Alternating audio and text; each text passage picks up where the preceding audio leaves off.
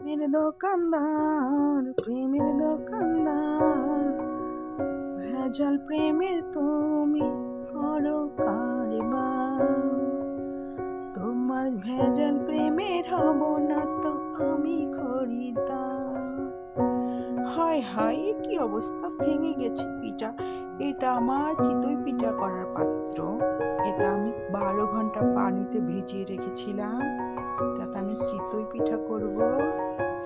এটা এখন তেল দিয়ে জাল দিতে হবে, একটু তেল দিয়ে এটা গরম করতে হবে, তখন পিঠা তৈরির জন্য পাত্রটা রেডি হয়ে যাবে।